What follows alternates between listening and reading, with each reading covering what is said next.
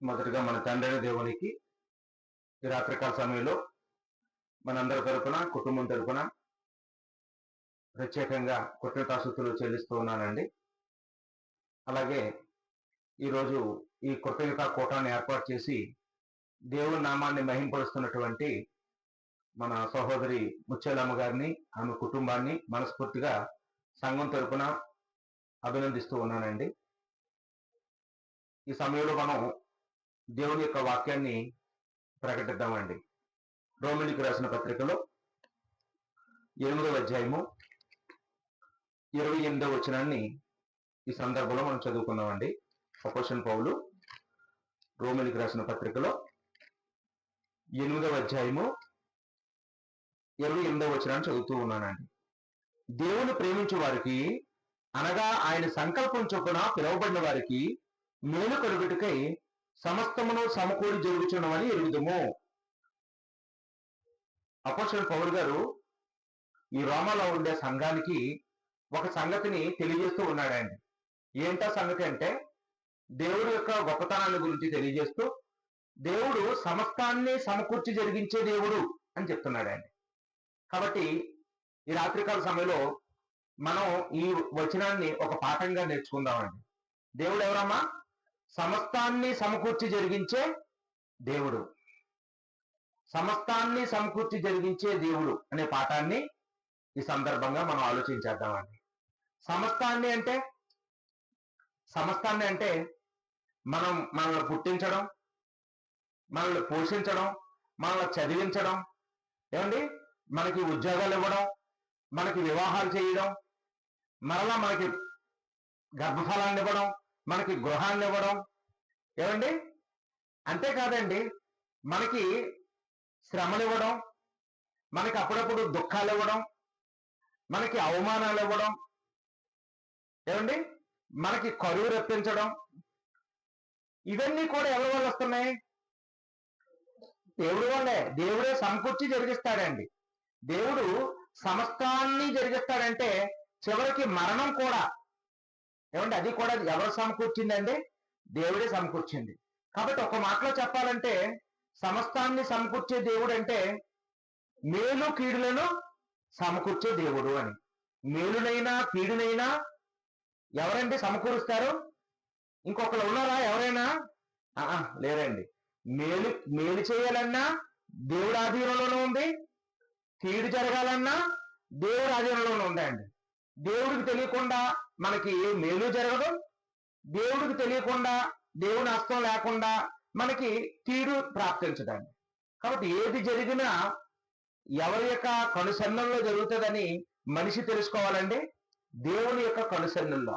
ఈరోజు మనిషి ఏదైనా మేలు జరిగింది అనుకోండి, ఏమనుకుంటాడంటే, అంతా నా తెలివితేటల వల్ల, నా మంచితనం వల్ల, నా చదువు వల్ల, లేకపోతే నా కులం వల్ల, లేకపోతే నా పరపతి వల్ల, నా బంధువుల వల్ల, నా గ్రామస్తుల వల్ల అని ఇలా ఏదో చెప్పుకుంటాడండి, గొప్పలు చెప్పుకుంటాడు. ఒకవేళ ఏదైనా కీడు జరిగింది అనుకోండి, ఏంటి కీడు ఎందుకు జరిగిందంటే అప్పుడేమంటాడంటే, ఇదిగోండి నరఘోష వల్ల అండి అంటాడండి, శత్రువు వల్ల అండి అంటాడు, లేకపోతే రాజకీయ నాయకుల వల్ల అండి అంటాడు, లేకపోతే వాళ్ళ వల్ల వీళ్ళ వల్ల అంటాడండి. ఏమండి, కానీ దేవుని యొక్క వాక్యం ఏం తెలియజేస్తుందంటే, మనకి మేలు జరిగినా కీడు జరిగినా ఎవరి వల్ల జరుగుతుందమ్మా? దేవుని వల్ల జరుగుతుందండి.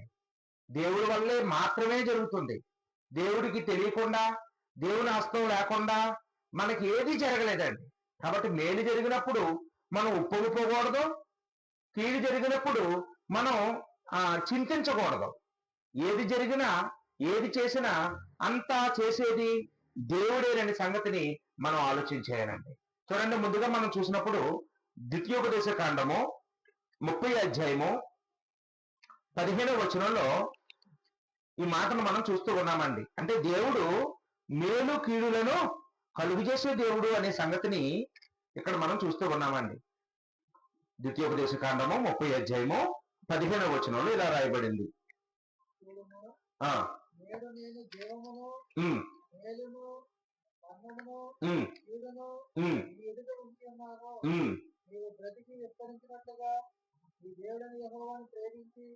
ఆయన మార్గములందు నడుచుకొని ఆయన ఆజ్ఞలను కట్టడలను విధులను ఆచరించుకొని నేడు నేను నీకు ఆజ్ఞాపించుతున్నాను. చాలండి. కాబట్టి ఇక్కడ దేవుడు ఇశ్రాయేల్ రెండో తరానికి మరలా ధర్మశాస్త్రాన్ని రెండోసారి ఉపదేశిస్తూ తెలియజేస్తున్న విషయం ఏంటంటే, చూడము, నేడు నేను జీవమును, మేలును, మరణమును, కీడును నీ ఎదుట ఉంచి ఉన్నాను. నీకేది కావాలో కోరుకో. నీకు మేలు కావాలో, కీడు కావాలో కోరుకోండి. జీవం కావాలో, మరణం కావాలో కోరుకోండి. ఆ రెండు నా చేతిలోనే ఉన్నాయి. నేనే వాటిని మీకు ఇస్తున్నాను, ఎంచుకోండి అన్నాడండి. అయితే ఒక మాట చెప్పాడు, మీరు నా మాట శ్రద్ధగా విని మీరు అనుసరిస్తే నేను మీకు జీవాన్ని ఇస్తాను. లేదు నా మాట విననంటారా, మీకు మరణాన్ని ఇస్తాను. మీరు నా మాట వింటే మీకు మేలు చేస్తాను. నా మాట విననంటారా, మీకు కీడు చేస్తాను. మీకు ఏది కావాలో తేల్చుకోండి అన్నాడు. అప్పుడు ఇశ్రాయేల్ ప్రజలందరూ ముక్త కంఠంతో, మాకు జీవమే కావాలి, మాకు మేలే కావాలి, మీ మాటలు అనుసరిస్తాం అన్నారండి. ఏమండి, అనుసరించారా నిజంగా? అలా అనుసరించి ఉంటే ఆ ఇశ్రాయేల్ అందరూ కనాను దేశానికి వెళ్ళేవాళ్ళు. ఇద్దరే వెళ్ళారంట. ఏమండి, చాలా మంది వెళ్ళలేదండి.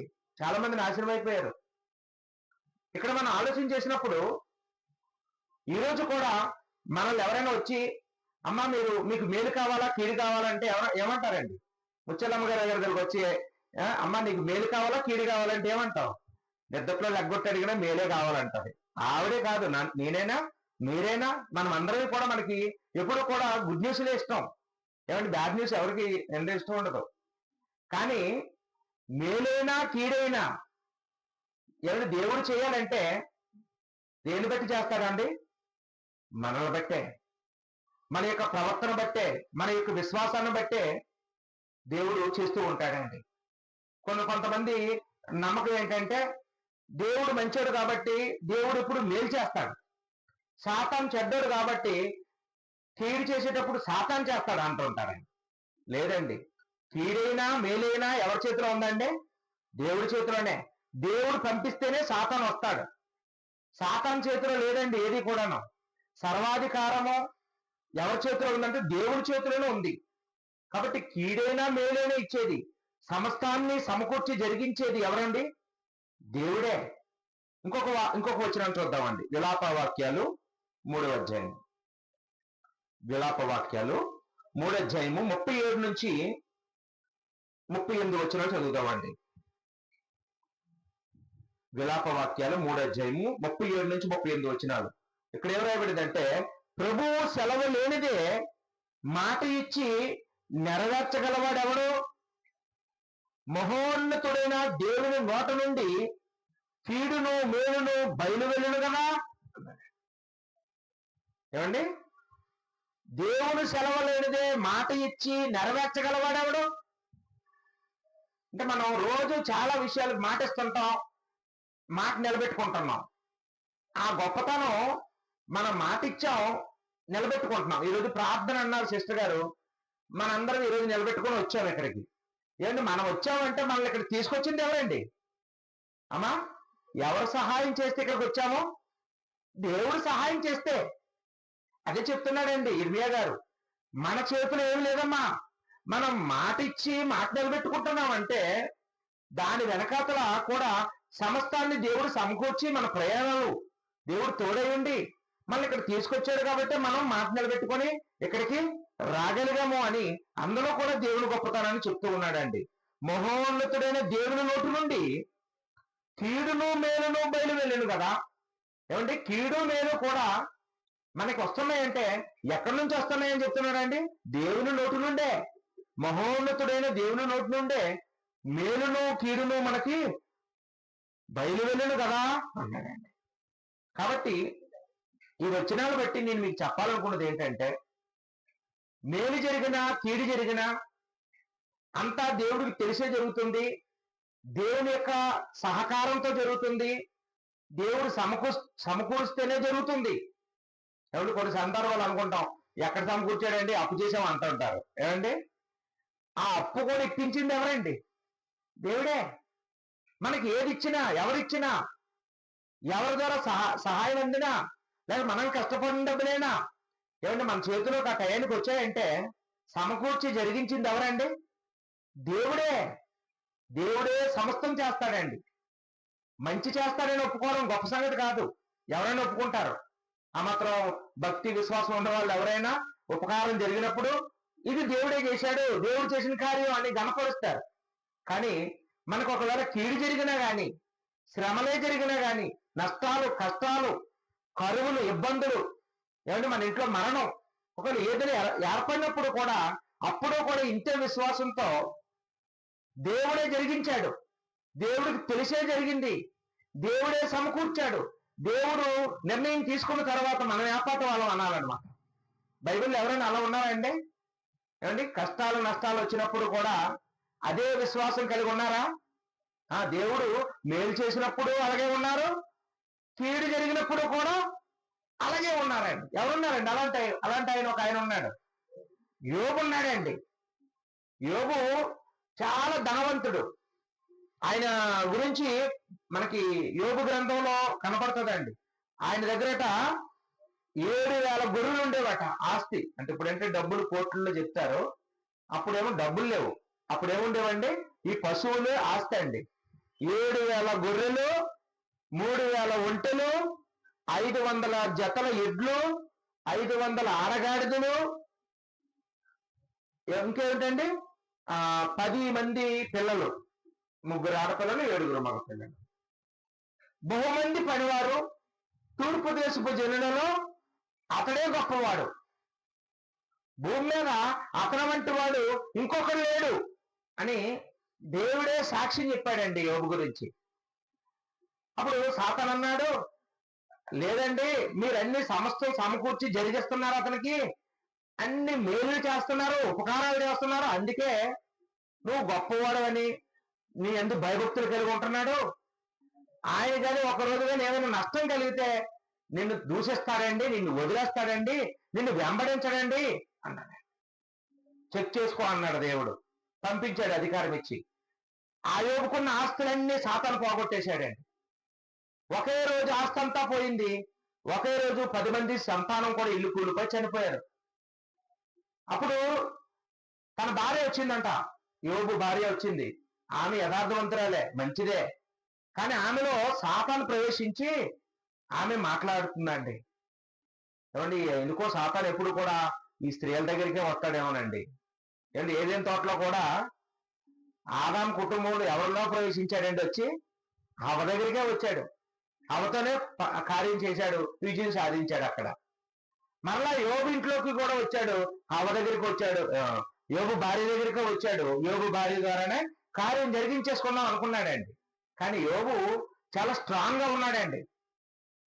ఆమె అంటుంది, ఇంకా యథార్థతను వదలవా అంటే ఏం చేస్తున్నాడు ఈయన? ఇంకా టైం అయితే టైంకి ప్రార్థన చేసుకుంటున్నాడు. ఏమండి టైం అంటే టైంకి బైబిల్ చదువుకుంటున్నాడు. అప్పుడు బైబిల్ లేదులేండి, కానీ ధ్యానిస్తున్నాడు దేవుణ్ణి. ఆయనలో యథార్థత, భక్తి, సిన్సియారిటీ ఏమీ తగ్గలేదు. కాబట్టి ఆమె వచ్చి ఇంకా యథార్థతను వదలవా, దేవుణ్ణి దూషించి మరణం కొమ్ము అన్నదంటండి. ఏమంటే అప్పుడు మనం అయితే రండి ఒక పక్క గాయాలతో ఉండి, నొప్పులతో ఉండి, వ్యాధులతో ఉండగా అలాంటి మాటలంటే ఆ పక్కన ఏదైనా రాయో కర్ర ఉంటే ఆ మీద ఓడేస్తాం. ఏమంటే కోపం చూపిస్తామండి ఖచ్చితంగా. కానీ యోబు మరి ఎంత రోల్ మోడల్ చూడండి ఈ రోజుకి కూడా మనందరికీ. ఆయన ఏమన్నాడంటే, నువ్వు మూర్ఖురాలు మాట్లాడేట్టు మాట్లాడేవేంటి? నువ్వు మూర్ఖురాలు కాదు కదా, నువ్వు ఎప్పుడు ఇలా ప్రవర్తించలేదే, ఇన్ని సంవత్సరాల్లో ఇలా మాట్లాడేవేంటి? దేవుని వలన మనం మేలు అనుభవించడానికి తగిన వారమా, కీడు అనుభవించడానికి తగిన వారం కాదా అన్నాడండి. ఏమండి 2వ అధ్యాయము 9వ వచనంలో, యోబు గ్రంథము 2వ అధ్యాయం 9వ వచనంలో సంగతులన్నీ ఉంటాయి, మీరు తర్వాతనే చదవచ్చండి. మేలు అనుభవించడానికి తగిన వారమా దేవుని వల్ల, కీడు అనుభవించ తగిన వారం కాదా అంటే యోబుకి ఏ అవగాహన ఉందండి? మేలు జరిగించేది దేవుడే, కీడు కలిగి చేసేది దేవుడే. నాకు ఆస్తిని పిల్లల్ని ఇచ్చింది దేవుడే, అవన్నీ తీసేసుకునేది కూడా దేవుడే. అంటే ఈ రోజుకి కూడా దేవుడికి ఎలాంటి పిల్లలు కావాలంటే ఆ యోబు లాంటి పిల్లలు కావాలండి. ఆ యోబు లాంటి భక్తులు కావాలి, ఆ యోబు లాంటి విశ్వాసులు కావాలి. ఈరోజు ఎలాంటి విశ్వాసులు ఉన్నారండి? మనం అనుకున్నట్టు వెంటనే జరిగిపోతే దేవుడు గొప్పోడు, దేవుడు చాలా మంచోడని మంచి హుషారుగా మాట్లాడతాం. ఏమైనా అనుకునేది కానీ ఆలస్యమైంది అనుకోండి, అనుకుని తప్పవుతుంది అనుకోండి, అనుకుని జరగట్లేదు అనుకోండి, ఏమండి ఇంకా దేవుడు దూషిస్తారు, సేవకుల్ని దూషిస్తారు, సేవకుడు భార్యని దూషిస్తారు, అనవసరంగా మమ్మల్ని ముంచేశారంటారు, మాకు అనవసరంగా బాప్తీసం ఇచ్చారంటారు, మా జీవితాలు నాశనం చేసేసారంటారు, ఎన్నో అంటారండి. అలాంటి వాళ్ళు అక్కర్లేదండి దేవుడికి. దేవుడికి ఎలాంటి వాళ్ళు కావాలండి? యోబు లాంటి వాళ్ళు కావాలి. మేలు జరిగినా కీడు జరిగినా ఏది జరిగినా చావే వచ్చినా దేవుడు మనకి ఇచ్చాడు, మనం అనుభవిద్దాం, ఏది జరిగినా పర్వాలేదు, దేవుడికి మహిమ కలుగును గాక అన్నాడు.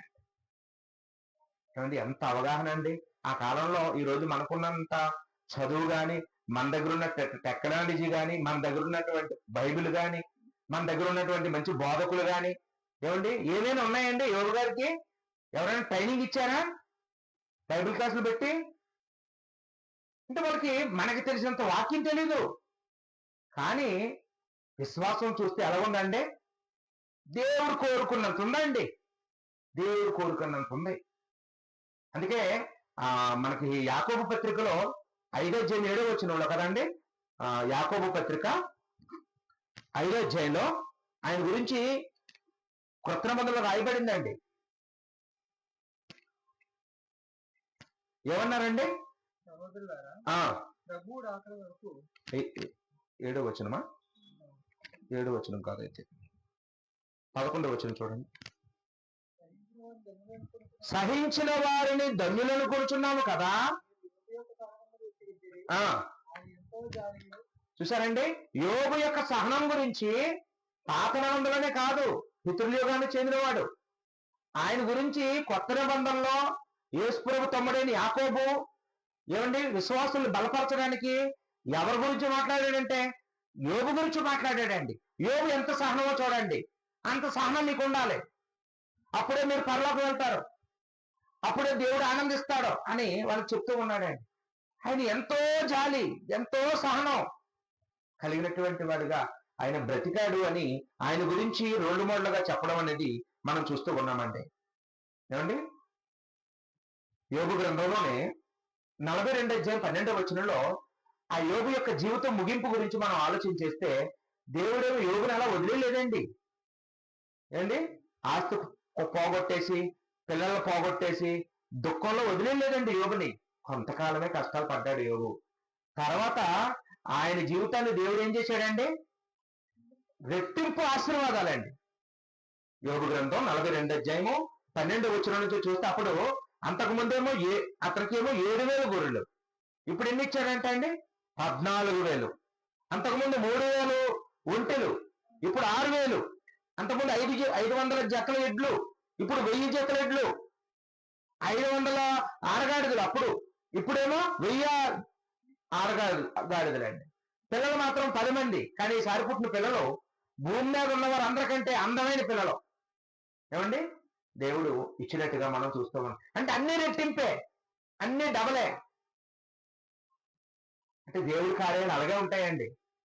మరి దేవుడు మనం పరీక్షించినప్పుడు మనం ఆ ఇశ్రాయేలీయులాగా సొల్లుపోకుండా ఈ యోబులాగా సహనం కలిగి ఉంటే దేవుడు తప్పనిసరిగా కార్యం చేస్తాడండి. అంటే ఈయన ఎలా నిలబడతాడా తొలగిపోతాడా చూడడానికి దేవుడు పరీక్షిస్తుంటాడండి. దేవుడు పరీక్షిస్తుంటాడు. ఆ పరీక్షలో మనం కానీ దేవుడిని గెలిపించామా, ఏమంటే మన ముగింపు ఎలా ఉంటుంది తెలుసా? యోగులా ఉంటుందండి. మనల్ని దేవుడు ఆకాశానికి ఎత్తుతాడండి, ఎవరు ఊహించినంత స్థాయిలో నిలబెడతాడండి. మనకి గొప్ప ఘనత తీసుకొస్తాడు, గౌరవం తీసుకొస్తాడు, దేవుడు మహిమ పొందుతాడు మన ద్వారా. అలా కాకుండా ఏమండి మనం గనక అవిశ్వాసంగా ప్రవర్తిస్తే, సరుక్కుంటే మనకే నష్టం అండి. మేలైనా కీడైనా జరిగించేది దేవుడు. ఇంకో శక్తి లేదు ఈ లోకంలో, ఏమీ లేదండి, ఇంకో శక్తి లేదు. అంటే మనకి ఇంకా ఏదో మూలన ఏమండి మనకంటే వాళ్ళే బాగున్నారు, మనకంటే వీళ్ళే బాగున్నారు అనుకుంటుంటాం. ఇంకో శక్తి లేదు. వాళ్ళనైనా మనల్నైనా పోషించేది దేవుడే, వాళ్ళనైనా మనల్నైనా అభివృద్ధి పరిచేది దేవుడే, వాళ్ళనైనా మనల్నైనా శిక్షించేది దేవుడే. ఎందుకంటే సృష్టికర్త ఒక్కడే, ఆయనే తండ్రి. ఈ భూమి మీద ఉన్న మనుషులందరూ ఆయన పిల్లలమే, అందరూ ఆయన పిల్లలమే. ఆయనకి తెలియకుండా ఎవరికి ఏది జరగదు. అది ఇక్కడ మనం ఆలోచన చేస్తూ ఉన్నామండి. హెబ్రీ గ్రంథకర్త హెబ్రీ పత్రికలో 12వ అధ్యాయము 10వ వచనం 11వ వచనంలో మనం చూసినప్పుడు ఇక్కడ శరీర సంబంధమైన తండ్రులకి ఆత్మ సంబంధమైన తండ్రులకి పోల్చుతూ మాట్లాడుతూ ఉన్నాడండి. శరీర సంబంధమైన తండ్రులు పిల్లల్ని శిక్షిస్తారట. అమ్మా, ఇక్కడ ఎవరైనా మీ అమ్మ నాన్న కొట్టలేని వాళ్ళు ఎవరైనా చేయొద్దండి. చిన్నప్పుడు అమ్మ నాన్న మమ్మల్ని ఎప్పుడు కొట్టలేదండి అన్నోళ్ళు ఉంటారా? ఎవరైనా తిట్టలేదు అన్నోళ్ళు ఉంటారా?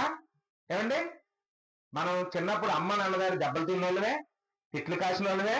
ఏమండి, బాగా కొట్టారు. నన్ను మా అమ్మ నన్ను బాగా కొట్టిందండి. మా పిల్లల్ని కొట్టాను. కొడతామండి. పిల్లలు అన్నాక ఏమండి తప్పు చేస్తారు, తల్లిదండ్రులు అన్నాక దండిస్తారు, శిక్షిస్తారు. అప్పుడు చిచ్చి నాకు ఈ నాన్నొద్దు ఈ అమ్మొద్దని అలిగి ఎటో పోయాడు అనుకోండి, నష్టం ఎవరికండి? తల్లిదండ్రులకు దూరం అయిపోతే నష్టం ఎవరికి? పిల్లలకే. ఏమండి, కొడితే కొట్టారు, మా అమ్మ మా నాన్నని తగ్గించుకొని ఉంటే వాళ్ళు మేలు పొందేది ఎవరండి? వాళ్ళే మేలు పొందుతారు. ఇప్పుడు తప్పిపోయిన కుమారుడు స్టోరీలో ఆ పెద్ద కొడుకు అప్పటి వరకు మంచోళ్ళలాగా ఉండి సడన్ గా నాకు ఈ తండ్రి వద్దని వెళ్ళిపోయాడండి. ఎవరు నష్టపోయారు? ఏమండి, తిడితే తిడతాడు, కొడితే కొడతాడు, అణిగి మీద ఉంటాను, పనుల్లాగా ఉంటానని ఇంటికి వచ్చాడు తిరిగి ఒక కొడుకు. ఆయన మేలు పొందాడు. అలిగెళ్ళిపోయిన వాడు, దూరం అయిపోయినాడు, పాడైపోయాడు, నష్టపోయాడండి. ఏమండి, ఈ రోజుకి కూడా అదే చెప్తున్నాడండి. అక్కడ మనం ప్రస్తుతం కొంచెం కాలం మనం శిక్షించబడుతున్నాం, ఓర్చుకోవాలి. ఏంటి, శ్రమలు వచ్చినప్పుడు ఏం చేయాలండి? దేవుడు నన్ను పరీక్షిస్తున్నాడు, దేవుడు నన్ను టెస్ట్ చేస్తున్నాడు. దేవుడు అబ్రహామునే టెస్ట్ చేశాడండి. మన వ్యాపారాలను చెప్పండి. నేను అబ్రహాం వెంటనే పిల్లలు ఇచ్చేసాడా? నీకు సంతానం ఇస్తాను రా అని చెప్తే అబ్రహాం వచ్చారు, వచ్చిన వెంటనే సంతానం ఇచ్చేశాడా? ఇవ్వగలడా లేదా? దేవుడు ఇవ్వగలడు. ఇవ్వగలిగిన దేవుడు 24 సంవత్సరాలు ఆలస్యం చేశాడు. 75 సంవత్సరాలప్పుడు పిలిస్తే 100 సంవత్సరాలప్పుడు పుట్టారు. మధ్యలో 24 సంవత్సరాలు పెండింగ్ పెట్టాడండి. వదిలేశాడా అబ్రహాం దేవుణ్ణి? దేవుడికి దూరం అయిపోయాడా? ఏమైనా రవ్వంత విశ్వాసం తగ్గిందా? ఏమంటే అందుకే అతన్ని విశ్వాసులకు తండ్రి అన్నాడండి. విశ్వాసులకు తండ్రి అన్నాడు. ఊరుకునే అనలేదండి. అంటే మనం కూడా దేవుడికి మనం ఏమి ఇవ్వగలమండి? మనం ఏమినిచ్చి శాంతపరచగలమా దేవుణ్ణి? పొగిడితే పొంగిపోతాడా? పువ్వుల దండలు వేస్తే ఆనందిస్తాడా? సాలువాలు వేస్తే పొంగిపోతాడా? ఏమండి, మనం పెద్ద లైటింగ్ పెట్టేసి ఏదో పాటలు వేసేస్తే దేవుడు ఆనందపడిపోతాడా? దేవుడికి ఏది కావాలండి? నీ హృదయం. నీ హృదయం కావాలి. నీ హృదయంలో దేవుడు కోరుకునే విశ్వాసం కావాలి.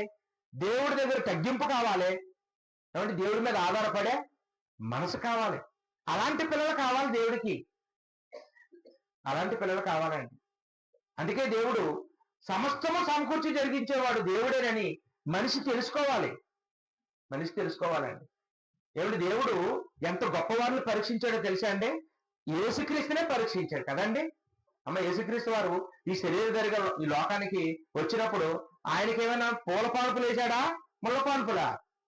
ఏమండి, అడుగడుగున అవమానాలు. అడుగడుగున ఆయనకి సొంత ఇంటి వారు అవమానించేవారు, ఇంట్లో వాళ్ళే గౌరవించేవారు కాదు. ఆయనకి ఎక్కడికి వెళ్ళినా మాటలు, దెబ్బలు. ఏమండి, ఎంతమంది ఎన్ని రకాల కుట్రలు చేసేవారు. వదిలేశాడా దేవుడి పని? ఏమండి, వాక్యం చెప్పడం మానేశారా?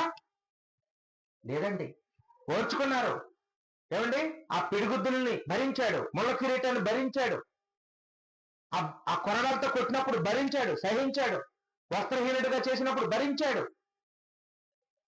ఎందుకు భరించాడండి? ఎందుకు భరించాడమ్మా? నీ కోసమో నా కోసం. అందుకే యెషయా గ్రంథంలో ఆయన గురించి రాయబడుతుంది 53వ అధ్యాయంలో. దేవుడి కథ యేసుక్రీస్తుని ఏమండి హింసించడం లేకపోతే దెబ్బలు తినడం ఆయనకి ఇష్టమైన అని. చూడండి, యెషయా గ్రంథము 53వ అధ్యాయము 10వ వచనం అనుకుంటాను. అతను నలగొట్టుట యెహోవాకు ఇష్టమాయెను. 10వ వచనంలో దేవుడు తన కొడుకుని శిక్షించుకోవడం ఆయనకి ఇష్టమంట. దేవుడికి ఇష్టం. ఎందుకంటే ఆయన ఎన్ని దెబ్బలు అనుభవిస్తాడో మనకంతా స్వస్థత. ఏమండి, ఈ భూమి మీద ఉన్న మనుషులు పాపం నుంచి విడుదల పొందాలంటే ఆయన దెబ్బలు తినాలి, ఆయన ఓర్చుకోవాలి, ఆయన సహించాలి, ఆయన నలగొట్టబడాలి, ఆయన రక్తం కార్చాలి. అప్పుడు ఆ రక్తంతో ఈ లోకంలో ఉండే పాపులందరి పాపాన్ని కడగాలి. అది దేవుడి యొక్క అనాథ సంకల్పం. కాబట్టి యేసుక్రీస్తు వారిని ఏవైతే చేస్తారని దేవుడు ముందుగా చెప్పాడో అవన్నీ చేశాడండి. అవన్నీ యేసుప్రభు ఓర్చుకున్నాడు. అంతా నా తండ్రి చిత్తం, నా తండ్రి ఏది చేసినా నా మంచికే అనుకున్నాడండి. కొట్టినా ఆయన నా మంచికే, తిట్టినా నా మంచికే, అవమానించినా నా మంచికే, ఏది చేసినా నా ప్రాణాన్నే తీసేసినా అది నా మంచికే అనుకున్నాడండి. అమ్మా, యేసుక్రీస్తు వారు అన్నిటిని ఓర్చుకున్నాడా? చూడండి, ఎబ్రీ పత్రికలో 5వ అధ్యాయము 7-8 వచనాల్లో మనం చూస్తే, శరీరధారిగా ఉన్న దినములలో మహారోదనముతోనూ కన్నీళ్లతోనూ తన్ను మరణం నుంచి తప్పించువానికి ప్రార్థనలు యాచనలు చేయుచు భయభక్తులు కలిగి ఉన్నందున ఆయన అంగీకరించబడెను. యేసుక్రీస్తు వారికి ఒక్కరోజైనా మనశ్శాంతి ఉండుంటదండి? సుఖం ఉండుంటదా? మనలాగా ఏసీలో పడుకొని ఉంటారా? మంచి ఫ్యాన్ కింద, మంచి పరుపు మీద, ఏమంటే తృప్తిగా మంచి భోజనం చేసి ఏ పని చేయకుండా 2 రోజులు రెస్ట్ తీసుకుంటాం మనం అప్పుడప్పుడు. అలాగేమైనా తీసుకొని ఉంటారండి? పగలంతా సువార్త, రాత్రి అంతా ప్రార్థన. అంటే ఆయన ఎక్కడా కూడా రెస్ట్ లేకుండా పనిచేశారండి. 3.5 సంవత్సరాలు సువార్త పరిచర్య. భయభక్తులు కలిగి ఉన్నాడట, అణిగిమని ఉన్నాడట, విధేయత కలిగి ఉన్నాడట, విధేయత నేర్చుకున్నాడట. ఆయనే నేర్చుకుంటే నువ్వు నేను ఏర్పాటు చెప్పండి అమ్మా. శ్రమలు వచ్చినప్పుడే విధేయత నేర్చుకున్నాడని సంగతిని అక్కడ ఎబ్రీ గ్రంథకర్త మనకి తెలియజేస్తూ ఉన్నాడండి. ఇప్పుడు యేసుక్రీస్తు వారి జీవితం అందరూ ఆ ఫస్ట్ పార్టే చూస్తారు, తర్వాత పార్ట్ చూడరు. ఏమంటే అన్ని కష్టాలు యేసుప్రభు వారు అనుభవించారు. ఇవన్నీ దేవుడే సమకూర్చి జరిగించాడని ఓర్చుకున్నారు. తర్వాత దేవుడు ఏం చేశాడండి? ఆ శ్రమల తర్వాత, ఆ కీడు తర్వాత ఏం జరిగిందండి? తన కుడిపార్శ్వను కూర్చోబెట్టుకున్నాడంట. ఎఫెసీ పత్రికలో 1వ అధ్యాయము 20వ వచనం నుంచి మనం చూసినప్పుడు అక్కడ పౌలు గారు ఆ సంగతిని మనకి వివరిస్తూ ఉన్నారండి. ఎఫెసీ పత్రిక 1వ అధ్యాయము 20వ వచనం నుంచి చూస్తే, ఆయన ఆ బలాతిశయము చేత క్రీస్తును మృతులలో నుండి లేపి సమస్తమైన ఆధిపత్యము కంటేనో, అధికారము కంటేనో, శక్తి కంటేనో, ప్రభుత్వము కంటేనో ఈ యుగమందు మాత్రమే గాక రాబో యుగమందును పేరు పొందిన ప్రతి నామము కంటేనో ఎంతో హెచ్చుగా పరలోకమందు ఆయనను తన కుడిపార్శ్వమున కూర్చుండబెట్టుకుని ఉన్నాడు. మరియు సమస్తమును ఆయన పాదముల కింద ఉంచి సమస్తము పైని ఆయన సంఘములకు శిరస్సుగా నియమించెను. ఏమండి, ఇంత గొప్ప స్థాయిగా యేసుక్రీస్తుని హెచ్చించడానికి కారణం ఏంటి? యేసుప్రభు వారు అలా హెచ్చింపబడడానికి కారణం ఏంటి అంటే, తండ్రి చేసే శిక్షని ఆనందంగా భరించాడండి. తండ్రి పెట్టే శ్రమలను ఆనందంగా భరించాడు. ఇది వీళ్ళ వల్ల జరుగుతుంది, ఈ ఇస్కరియోతు యోధ వల్లే జరుగుతుంది, అంతా ఈ రోమీల వల్లే జరుగుతుంది, ఈ ప్రధాన యాజకుల వల్లే జరుగుతుందని వాళ్ళని పట్టించుకున్నాడా? వాళ్ళని ఎవరిని పట్టించుకోలేదండి. అంతా నా తండ్రి వల్ల జరుగుతుంది అనుకున్నాడు.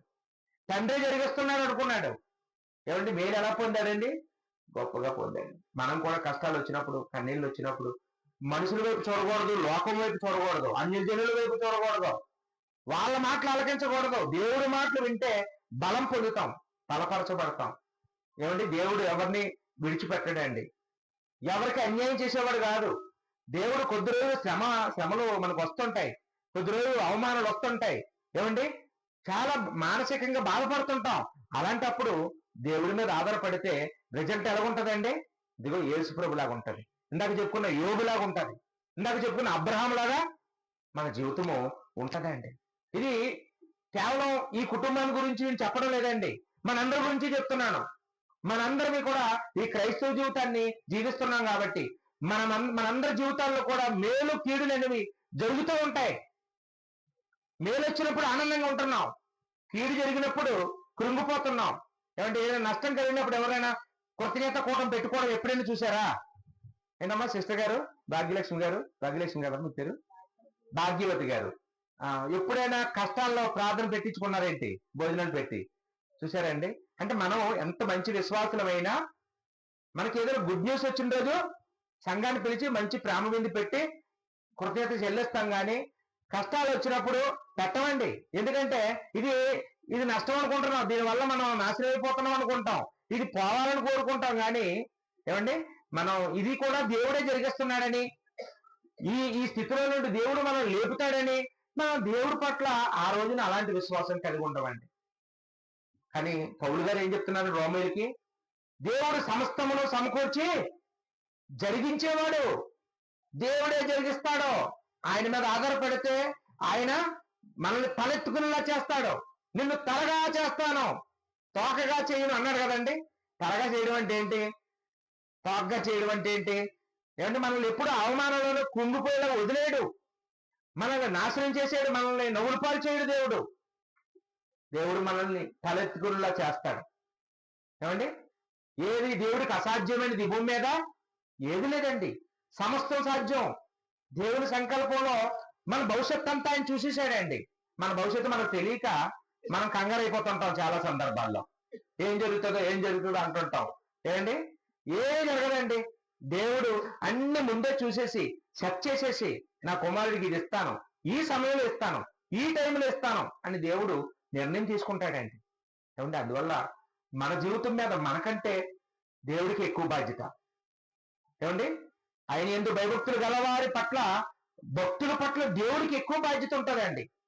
మన పిల్లల పట్ల మనకెంత బాధ్యత ఉందో ఆయన పిల్లల పట్ల ఆయనకి కూడా అంతే బాధ్యత. ఈ భూమి మీద ఉన్న మనందరం ఎవరి పిల్లలం అండి? దేవుని పిల్లలం. కాబట్టి మనం ఎక్కువ సార్లు చింతించుకొని, మనం ఎక్కువ సార్లు బాధపడిపోయి, ఏమండి అలా చేయడం వల్ల సాతాను మనలో ప్రవేశిస్తాడు, మనం దేవుడికి దూరం అయిపోయే ప్రమాదం ఉంది. అలా కాకుండా మనం ఒక యోగులాగా, ఒక యేసుక్రీస్తు లాగా, ఒక అబ్రహాం లాగా ఉన్నప్పుడు మనల్ని చూసిన వారు మరో 10 మంది మనల్ని ఇన్స్పిరేషన్ తీసుకొని, మనల్ని మాదిరిగా తీసుకొని, ఏమండి బ్రతికితే ఇగో ఈ కుటుంబంలో బ్రతుకుతాం, ఇది క్రైస్తవ కుటుంబం అంటే, ఇదిగో వీళ్ళని ఫాలో అయితే మేము కూడా ఆనందంగా ఉంటాం, మేము కూడా విశ్వాసంగా ఎదుగుతామని మనల్ని చూసి ఫాలో అయ్యేటట్లుగా మనం ప్రవర్తించాలని ఈ సందర్భంలో మీకు హెచ్చరిస్తూ ఉన్నానండి. ఇంకొక వ్యక్తిని మీకు పరిచయం చేస్తాను. ఎవరంటే ఆయన యోసేపు అండి. ఏమంటే మీకు తెలియని స్టోరీలు ఏం కావు, నేనేదో ఎక్కడో కొత్త బాల్ పట్టుకొని రాలేదు. యోసేపు గురించి ఇక్కడ ఎంతమందికి తెలుసండి? అందరికీ తెలుసండి. ఏమండి, ఈయన కూడా పితృల యుగానికి చెందినటువంటి వాడే. యోసేపుని జీవితం బాల్యం నుండి, పుట్టుక దగ్గర నుండి మరణం వరకు బైబిల్లో రాయబడిందండి. బహు కొద్ది మంది జీవితాలు అలా రాయబడ్డాయి, అందులో యోసేపు ఒకడు.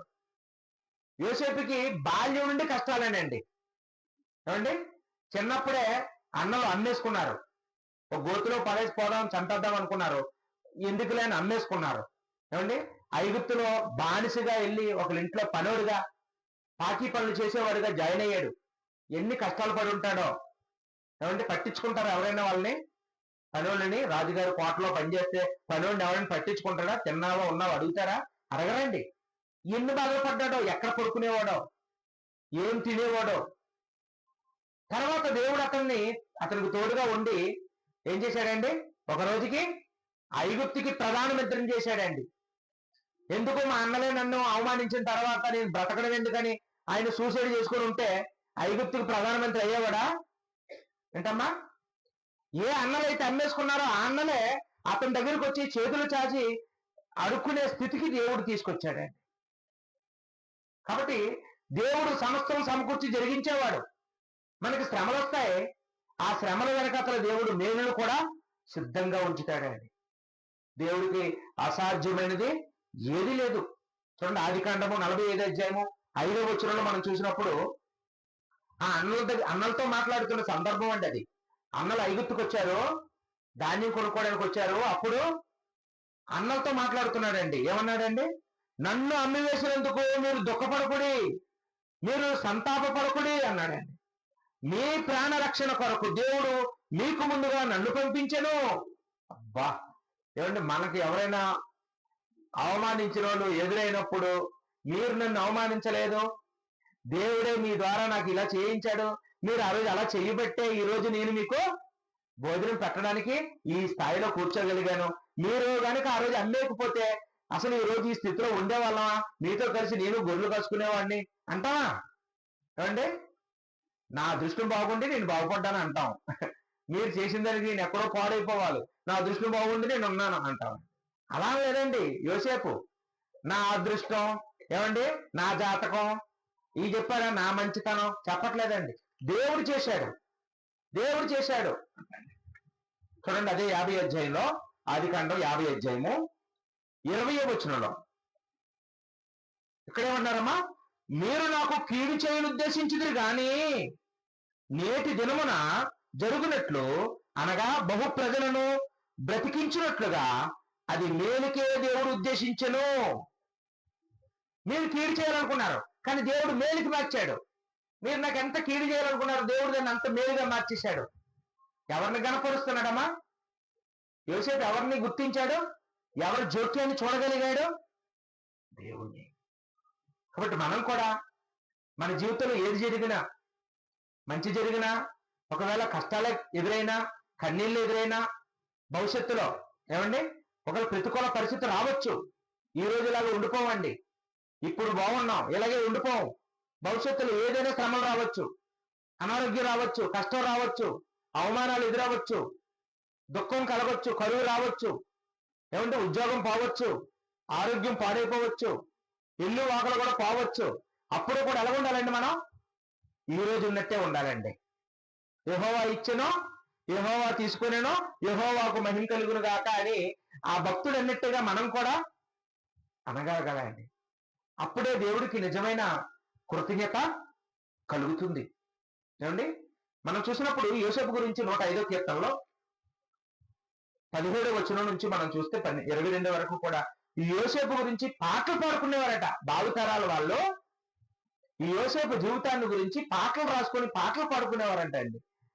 ఆయన ఎన్ని కష్టాలు పడ్డాడో, ఎంత సహించాడో ఈ రోజు మనం చెప్పుకున్నాం, వాళ్ళు చెప్పుకున్నారు. ఇశ్రాయేల్ అందరూ కూడా ఈ యోసేపు గొప్పతనాన్ని గురించి చెప్తూ ఆయన సంకెళ్ళ చేత ఏమండి బాధించబడ్డాడని, ఇనుము చేత ఆయన బాధించబడ్డాడని ఆ యోసేపు గురించి ఆ 105వ కీర్తన 17 నుంచి 22 వరకు మనం తర్వాత అయినా మీరు చదువుకోండి. ఆయన ఎంత కష్టాలు పడ్డాడో. ఏమంటే ఆ కష్టాలన్నీ ఒక రోజున ఆయన ఇప్పుడు పూలపాల్పుల మీద ఉన్నాడు, ఐగుప్తులో రాజు తర్వాత రాజులా ఉన్నాడు. ఒకసారి అలా ఊహించుకుంటే ఆయనకి ఎలా ఉంటాయండి అవన్నీ? ఆహా, దేవుడి ఏర్పాట్లు ఏంటి, ఇక ఆ కష్టాలు రావడం ఏంటి, నన్ను దేవుడు ఆ కష్టాల ద్వారానే ఇలా తీసుకురావడం ఏంటి, ఆ పొతిఫరు భార్య నన్ను జైల్లో పెట్టించకపోతే అసలు నాకు ఈ రాజుగారితో పరిచయం వచ్చేదా, మా అన్నలు అమ్మకపోతే నేను ఆ పొతిఫరు ఇంటికి వచ్చేవాడినా? ఏమండి ఇదంతా ఎవరి ప్లానో, ఎవరి స్కెచ్ అండి ఇదంతా? దేవుడి స్కెచ్. ఏంటి ఇంత గొప్ప స్కెచ్ చేసాడు దేవుడు నా జీవితంలో అని మా అన్నలే నా దగ్గరకు వచ్చి దండం పెట్టేలాగా, నాకు సాగిలు పడేలాగా దేవుడు చేశాడేంటి? చిన్నప్పుడు కల వచ్చింది, ఆ సాగిలు పడి నమస్కారం చేసినట్టు అక్షరాలు నెరవేర్చాడే అని ఎంత పొంగిపోతూ ఉంటాడో. ఏమండి దేవుడిని గణపరుస్తూ ఉంటాడు. మనం కూడా రండి కష్టాల్లో ఓర్చుకుంటే మనం కూడా ఒక రోజున మనం కూడా మరొకరికి చెప్పగలమండి, మా జీవితంలో ఈ కష్టాలన్నీ ఎదుర్కొన్నాను, చిన్నప్పుడు చాలా కష్టాలు పడ్డాను, దేవుడు నన్ను ఈ రోజు ఈ స్థితికి తీసుకొచ్చాడు, సహించాను కాబట్టి, భరించాను కాబట్టి, ఓర్చుకున్నాను కాబట్టి, తట్టుకున్నాను కాబట్టి నాకు ఈ రోజు ఈ స్థితిని ఇచ్చాడని మనం కూడా ఇంకొకరికి చెప్పగలుగుతామండి. ఆ రోజు కొరకు మనం నమ్మకంగా ఉండాలి, ఎదురు చూసుకుంటూ ఉండాలి. ఏమండి మనం దేవుడికి దూరం అయితే ఏమీ కూడా సాధించలేమండి. కొంతమంది విషయాల్లో దేవుడు మనం చూస్తుంటాం. మరి కొంతమంది చెడ్డ వాళ్ళకి కూడా కష్టాలు వస్తుంటాయి. వాళ్ళకి ఎందుకు వస్తుంటాయి? ఏమండి మంచి వాళ్ళకి కష్టాలు వస్తే వాళ్ళు పరీక్షించడానికి, మరి చెడ్డ వాళ్ళకి కూడా వస్తుంటాయి కష్టాలు. వాళ్ళు నాశనం అయిపోవాలని కాదండి, ఆ చెడ్డోడు పాడైపోవాలని దేవుడు కష్టాలు రప్పించడు. వాళ్ళకెందుకు కష్టాలు రప్పిస్తాడో, వాళ్ళకెందుకు నష్టాలు రప్పిస్తాడో అది కూడా బైబిల్ చెప్తుందండి. చూడండి అమ్మా 119వ కీర్తన 67వ వచనం. 119వ కీర్తన 67వ వచనంలో, శ్రమ కలగక మునుపు నేను త్రావ విడిచితిని, ఇప్పుడు నీ వాక్యం అనుసరించి నడుచుకొనుచున్నాను. ఏమండి శ్రమ కలగక మునుపట నీ త్రావ విడిచాను, నిన్ను పట్టించుకోలేదు, నీ గురించి ఎవరు చెప్పినా వెళ్ళలేదు. కానీ ఇప్పుడు నీ వాక్యాన్ని అనుసరించి నడుచుకుంటున్నాను. ఏంటి ఇప్పుడు ఏమైంది? ఇంతకు ముందేమో మంచి ఆరోగ్యం ఉంది, ఎవరు చెప్పినా దేవుడి మాటలు చెప్పినా వెళ్ళలేదు. అప్పుడు దేవుడు ఆ చెడ్డోడికి ఏదో యాక్సిడెంట్ అయ్యేలా చేశాడు, లేకపోతే ఏదో అనారోగ్యం వచ్చేలా చేశాడు. అప్పుడు వెళ్ళి హాస్పిటల్లో పడ్డాడు. ఇప్పుడేమో బైబిల్ తెచ్చండి, చదువుకుంటాను, ప్రార్థన చేయండి, నా కోసం ఎవరైనా ప్రార్థన చేయండి అంటున్నాడండి. ఏమండి, ఎవరైనా సేవకులు కనపడితే అయ్యా నేను బ్రతకాలి, నా కోసం ప్రార్థన చేయండి అంటున్నాడు. అంటే ఆ దుష్టులకి దుర్మార్గులకి కూడా దేవుడు కష్టాలు రప్పిస్తాడట. వాళ్ళకి కూడా శ్రమలు రప్పించేది ఎవరండి? దేవుడే. వాళ్ళకి ఎందుకు రప్పిస్తాడండి? వాళ్ళు ఎప్పుడైనా దేవుణ్ణి తెలుసుకోవాలని. ఇంకొక వచనం చూద్దామండి, 71 వచనం అదే అధ్యాయంలో 119, 71లో, నేను నీ కట్టడలను నేర్చుకున్నట్లు శ్రమ నుండి ఉండుట నాకు మేలాయను. శ్రమ నుండి ఉండుట నాకు మేలాయను. నాకు శ్రమలే రాకపోతే నీ కట్టడలు నేర్చుకునేవాడిని కాదు, నీ ఆజ్ఞలు నేర్చుకునేవాడిని కాదు, నీ చిత్తాన్ని నేర్చుకునేవాడు కాదు, నీ వాక్యాన్ని నేర్చుకునేవాడిని కాదు. ఈ శ్రమ వల్ల ఏమండి, బైబిల్ నా తరగతి దగ్గరికి వచ్చింది, ప్రార్థన దగ్గరికి వచ్చింది, నేను బైబిల్ చదివేవాడిని కాదు. ఈ శ్రమ వల్లే నీ కట్టడలన్నీ నాకు అర్థమయ్యాయి. ఏమండి, ఇప్పుడు ఆలోచించండి. మనం కూడా ఏమండి, దేవుడు మనకు శ్రమ వచ్చే వరకు, శ్రమ పెట్టే వరకు బైబిల్ చదవకుండా ప్రార్థన చేయకుండా ఉన్నామా? ఏమంటే శ్రమ పెట్టకపోతే దేవుడి సన్నిధికి వద్దామా? చెప్పండమ్మా. దేవుడు మనకి ఏదో కష్టాలు రప్పించక వస్తే మంచిదా? ముందే దేవుని గురించి తెలుసుకొని, సృష్టికర్త గురించి తెలుసుకొని, మన పాపుల రక్షకుడైన యేసుక్రీస్తు గురించి తెలుసుకొని మనం నమ్ముకుంటే మంచిదా? చెప్పండి, ఏది మంచిదండి? ఏమండి, ముందే. కానీ దేవుడి దగ్గర ఇలాంటి ప్రోగ్రాం కూడా ఉంది, ఇలాంటి ప్రోగ్రాం కూడా ఉంది. చూడండి, మరొక వచనాన్ని మనం చూద్దామండి. యోబు గ్రంథంలో 33 అధ్యాయం 19 వచనంలో, యోబు గ్రంథం 33:19లో అక్కడ ఏమంటారంటే, వ్యాధి చేత మంచునెక్కుట వలన, నొప్పులు కలుగుట వలన శిక్షణము పొందుచున్నాను అన్నారండి. శిక్షణను పొందుచున్నాను. శిక్షణ అంటే ట్రైనింగ్. అంటే దేవుడు ఎప్పుడు ట్రైనింగ్ ఇచ్చాడంటే అండి, వ్యాధి చేత మంచం ఎక్కుట వల్ల. అంటే మంచం మీదకి వెళ్ళాక మనకి చాలా ట్రైనింగ్లు వచ్చేస్తాయండి. మనకప్పుడు డబ్బు విలువ తెలుస్తుంది. ఏమండి, వైద్యం చేయించుకోవడానికి డబ్బులు లేవనుకోండి, చాలా డబ్బులు వృధా చేసేసాను, దాచుకొని ఉంటే బాగుండు అనిపిస్తుంది. అప్పుడు డబ్బు విలువ తెలుస్తుంది. మనం కష్టాల్లో ఉండేటప్పుడు మనం చూడడానికి ఎవరు రాలేదనుకోండి, అప్పుడు మనుషుల విలువ తెలుస్తుంది. నేను బాగున్నప్పుడు ఎవరి దగ్గరికి వెళ్ళేవాడిని కాదు, ఎవరి కష్ట సుఖాలు చూసేవాడిని కాదు, నాకు అందుకే ఎవరు రాలేదు అని అప్పుడు ఆ ట్రైనింగ్ కూడా వస్తుందండి. టైం విలువ తెలుస్తుందండి, అన్ని విలువలు తెలుస్తాయి. ఏమండి, దేవుడి విలువ కూడా తెలుస్తుంది. నా ప్రాణం దేవుడి చేతిలో ఉంది, డాక్టర్ చేతిలో లేదు, మందుల చేతిలో లేదు, నా డబ్బు చేతిలో లేదు, నా చేతిలో లేదు, నా బంధువుల చేతిలో లేదు, దేవుడి చేతిలో ఉందని అర్థమవుతుందండి. అందుకనే దేవుడు ఈ కష్టాలు, శ్రమలు, ప్రతి కీడులు ఇవి కూడా దేవుడు సమస్తాన్ని కూడా దేవుడే సమకూర్చి జరిగిస్తాడు. అది కూడా మన మంచికే. మనం తెలుసుకోవాలని, దేవుణ్ణి తెలుసుకోవాలని, దేవుణ్ణి నమ్ముకోవాలని. ఏమండి, పౌలు గారు కొరింథీయులకు ఉత్తరం రాస్తూ 1 కొరింథీ పత్రిక 10 అధ్యాయం 13 వచనంలో ఇక్కడ ఏమంటారంటే, ఆ కొరింథీ సంఘంతో, సాధారణముగా మనుషులకు కలుగు శోధన తప్ప మరి ఏది మీకు సంభవింపలేదు. దేవుడు నమ్మదగిన వాడు, మీరు సహింపగలిగినంతటి కంటే ఎక్కువగా ఆయన మిమ్మల్ని శోధింపనీయుడు.